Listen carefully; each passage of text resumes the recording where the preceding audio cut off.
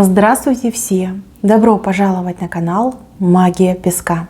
Дорогие мои зрители, всех вас сердечно благодарю за ваши лайки, хорошие и добрые комментарии, за вашу поддержку, за ваши просмотры.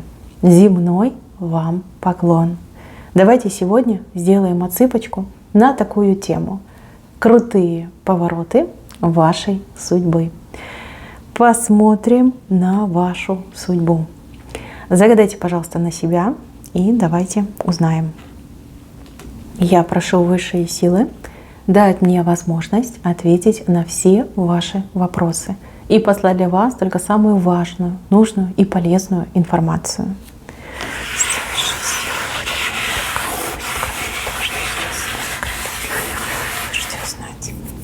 Так. Крутые повороты. Вы знаете, здесь не один поворот. Много интересных и ярких моментов. Да, будущее ваше насыщенное, разнообразное и, я вам скажу, немножко даже спорное. Будут такие моменты, когда нужно будет группироваться, брать себя в руки, либо действительно действовать на опережение. Ну, давайте пойдем по порядку. Начнем мы с корня рисунка. В корне рисунка у меня лодка. Лодка семейная, либо, знаете, как лодка, как отношения, семья, родственники, да, и лодка дала течь. И если вы ничего не будете предпринимать, то понятно, что лодка пойдет ко дну. Шанс, возможность на спасение, на то, чтобы залатать эту дырку, она у вас есть.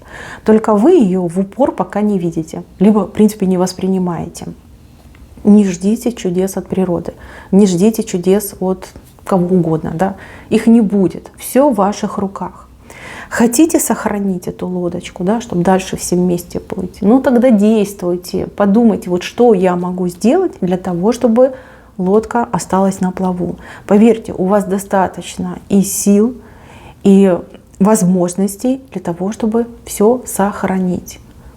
Если вы говорите, да ну, видала я это все в страшном сне, то понятно, что будет вот такой результат. Здесь все в ваших руках. Этот поворот зависит только от вас. Либо вы все вместе двигаетесь дальше, либо каждый идет, как говорится, каждый сам за себя, да? Каждый выплывает как умеет. Лодка мне вышла в правой стороне. Это как вам сигнал и знак, что есть за что побороться. Либо не все так плохо, как вам кажется в сегодняшнем дне. Поверьте, все зависит именно от вас. В этой лодке несколько человек, но только вы можете все исправить. Я не могу дать вам совет, что конкретно вам нужно сделать. Вы все слишком разные. Я думаю, вы и без меня знаете, что вы можете сделать для того, чтобы все исправить. Так, следующий момент. Здесь у вас вышел человек, с виду сильный, там, мощный, авторитетный, с каким-то положением. Но все это напоминает воздушный шарик. Да? Вот когда эти все мускулы, они не настоящие. Это просто костюм, который человек одел. Если этот костюм снять, там окажется такая глиста тонкая сидит, да, и трясется от ветра. Почему-то этот человек преграждает вам путь. Либо вы думаете, что вот этот человек, он мне мешает, помеха. Да? Если бы не этот человек, да, я бы тут уже разгулялась, разошлась бы. Это все в вашей голове. Еще раз говорю, человек на самом деле пустышка. Может быть, человек сам про себя много говорит, что вот я там с такими людьми общаюсь, либо у меня такое положение, я прям такой крутой, либо такая крутая. Да? То есть просто принимайте на себя эту ситуацию. Вы явно побаиваетесь этого человека, но бояться вам некого. Это пустышка. Все, что вам нужно, это взять так вот иголочку и ткнуть его где-нибудь, желательно в попу. И вы поймете, что человек сдуется. Да? Ничего, это воздушный шар, наполненный воздухом, даже не газом, воздухом. Зря вы боитесь, вам некого бояться. И на самом деле помеха только лишь в вашей голове. Нет у вас конкурентов, нет тех, кто был бы сильнее, кто мог бы вас сдвинуть. Это только вы сами себе придумали. Вам тут даже вот прям подсказочка, да, в голове у вас пятерка, то есть вы боитесь, что если вы пойдете на пролом, будут неприятности, но подсказочка: возьми иголку и сдуй этот шарик и поймешь, что никакой помехи по факту нету. Все, путь свободен, открыт. Все, что ты видишь, это как мираж. Да? Пустота. Девочки, мужчины, кто меня смотрит? Видите, над вами огромная семерка. Семерка — это знак высших сил. Это, если говорить напрямую, да, то это знак Бога, знак Создателя. Вам нечего бояться. Вы любимы высшими силами. Вы талантливы. Вы умны. Вы сильны. Чего вы боитесь? Вы сами себя напугали, сами себе придумали вот эту вот помеху, а ее нет. Ее просто нет. Возьмите ситуацию в свои руки. Боритесь за себя, боритесь за свое будущее и не сворачивайте с выбранного пути. Что бы там вас ни пугало, какие бы там чудовища, силачи, там, не знаю, авторитеты. Ваш путь, он чисто ваш. Помех на нем нет. Не придумывайте себе отмазки. Да? Вот я так грубо скажу, может быть, как бы поможет. Да? Отмазки себе не придумывайте. Выбрали путь, так и идите. И никого не бойтесь. Не бойтесь, бояться вам некого. Так, следующий момент. Здесь женщина на руках мужчину держит. И здесь двойка вышла, видите? Она двойку ему подставляет. Но это любимый вами мужчина. Это может быть как и возлюбленный, так и сын, так и, например, там, отец, брат, да, близкий вам человек. Вам придется поддержать этого мужчину, либо вы даже обязаны поддержать этого мужчину во имя этой любви, которую вы испытываете к этому человеку. Вот идет такой момент, когда если вы не поддержите, если вы не поучаствуете, то человек может действительно полететь в тартарары, да, скатиться в какую-то прям ужасную пропасть, из которой не выберется. Поддерживайте своих мужчин. Вот что бы они там ни делали, как бы они там ни поступали, как бы они ни выглядели в ваших глазах. Если любите, вот есть это чувство любви, поддержите. Поверьте, этот мужчина будет вам благодарен по гроб своей жизни. И даже если вы считаете его неблагонадежным, да, там пьет, гуляет, я не знаю, там морально разлагается, поверьте, он исправится. Он исправится, и он вас до конца своих дней будет благодарить за то, что не бросила, за то, что поддержала в самую трудную минуту. Именно вы оказались рядом с ним. Это и для него важно, и для вашей души важно. Понимаете? Если с ним что-то произойдет, то вы же себе не простите. Вы будете об этом постоянно думать и сама себя будете и ругать, и казнить.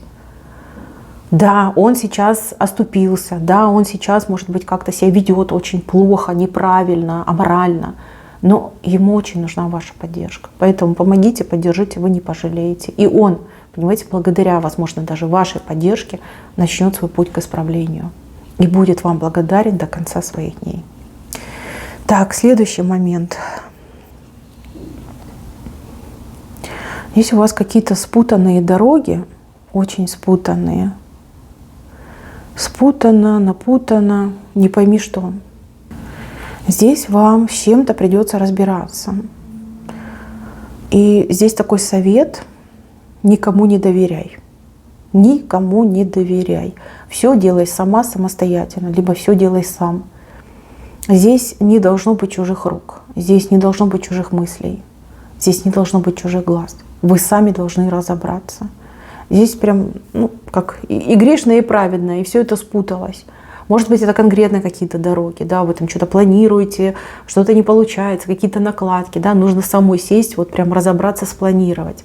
Может быть, это какая-то информация, может быть, даже какие-то события из прошлого, да, тут накладка прошлое, будущее, настоящее, все перемешалось. То есть какая-то ситуация, ситуации, да, вот все вот как-то наложилось и в кашу превратилось. Здесь вам кто-то настойчиво будет помогать, либо предлагать свою помощь. Не принимайте эту помощь и делайте все самостоятельно. Очень важно именно разобраться, разложить все по полочкам. Не будет порядка, не будет правильного движения, не будет правильных условий для того, чтобы вам выйти из этой ситуации. где-то вы действительно свернули не туда, и причем, я так понимаю, по чьей-то указке, либо по чьей-то подсказке. А может быть, вас кто-то за руку утащил, да? А вы доверились и подумали, человек лучше знает. А все видите, как обернулось. То есть проблемная ситуация, проблемная история, либо даже какие-то не случившиеся события, они из-за беспорядка вашей жизни, из-за беспорядка, который возник между вашим прошлым и настоящим. Да, вот все спуталось, как карты спутались. Веревочки связались, спутались, запутались, и клубок получился. С этим и нужно, и важно разобраться. Но делать все нужно самостоятельно, никому не доверяя. У вас получится. И времени, кстати, не так много уйдет. Но пока вот тут все будет вот так, как в раздрае находиться, да, хорошего не ждите, если честно. Так, следующий момент. Здесь такой поворот, как треугольник. Поворот, как треугольник. Либо соблазны какие-то, либо какие-то новые чувства, вспыхнувшие страсти. Причем здесь один мужчина и две женщины. Либо вы уже в этом треугольнике находитесь. Что-то такое, знаете, неафишируемое, скрываемое идет. Значит, девочки, упаси вас Господь лезть в треугольники. Если треугольник вдруг по какой-то причине возник, выходите из него. Выходите. Только на этих условиях вы сможете получить свое личное счастье. Ну, допустим, да, треугольник возник, и вы такая, все, не желаю, не буду, не участвую. Выходите. Мужчина побежит за вами. А если вы будете позволять этому треугольнику происходить, он так и будет сидеть на двух стульях, да, и вашим, и нашим, на два фронта играть. Понимаете, знайте себе цену. Вы не можете быть номером два. Вы рождены для того, чтобы быть одной, единственной, неповторимой. Вот. Не допускайте треугольников. Если вдруг так получилось, да, что там мужчина не свободный, а у вас там любовь, а у вас там страсти, девчонки, то же самое. Говорите мужчине, что либо ты мой, либо не видать тебе меня. Все. То есть только на таких условиях, на меньшее не соглашайтесь. Здесь очень важно знать себе цену. И ни в коем случае не соглашаться на второе место, на вторую скрипку.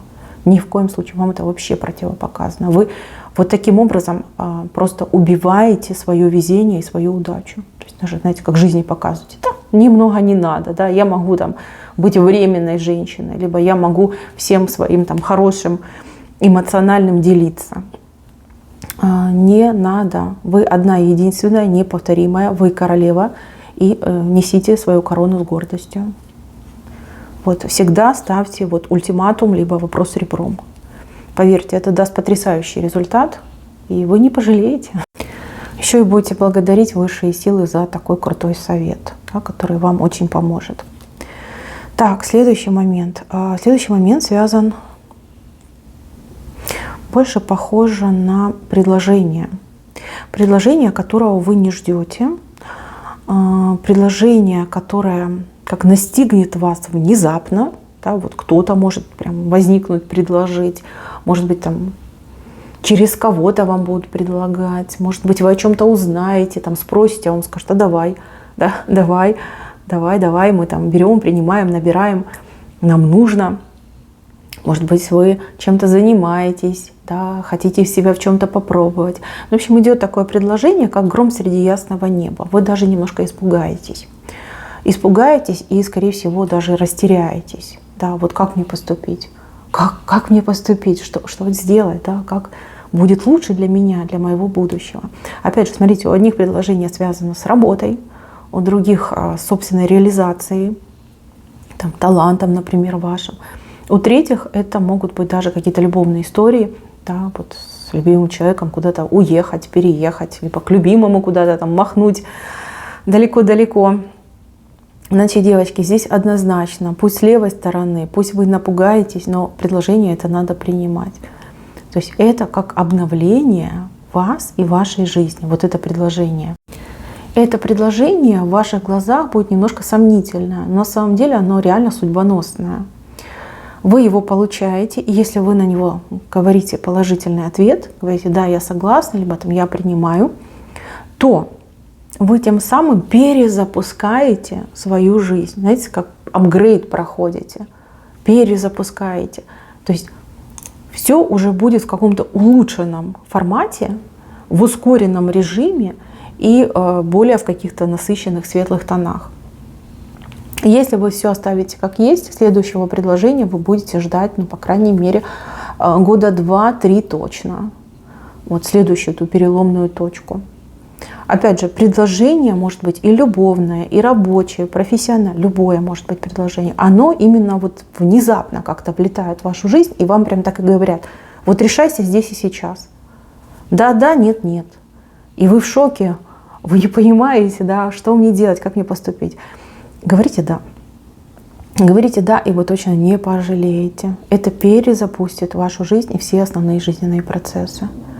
Вот этот момент, вы его реально ждали. Вы его, возможно, даже просили у высших сил. И вот, наконец-таки, он вам дается. Так, следующий момент. Здесь человек встанет с колен. Я уж не знаю, что там у вас произошло.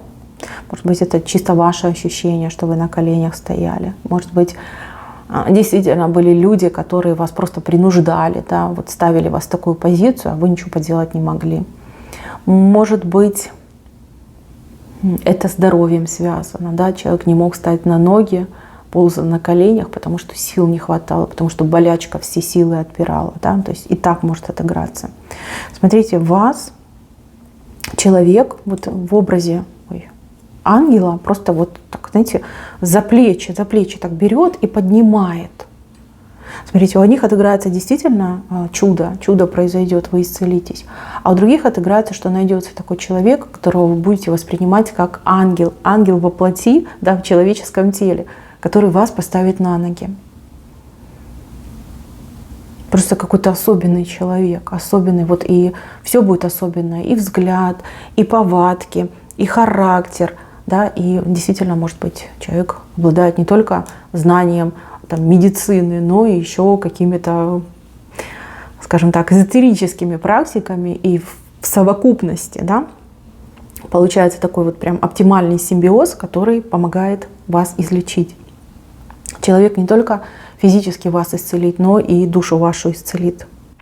Вы этого человека старайтесь не отпускать далеко от себя, старайтесь постоянно общаться, дружить, да, и поверьте, этот человек еще не раз вас выручит. Вас, либо кого-то из ваших близких.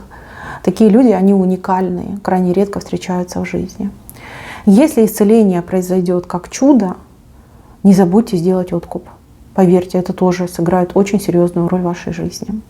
Да, кто-то действительно, вот есть люди на моей цыпке, которые очень верующие, которые только Богу верят, да, они всегда обращаются к Богу, да, просят исцеления, либо просят за своих близких. Вам ответят на ваши мольбы вот именно чудом исцеления. Здесь, в принципе, это четко показано.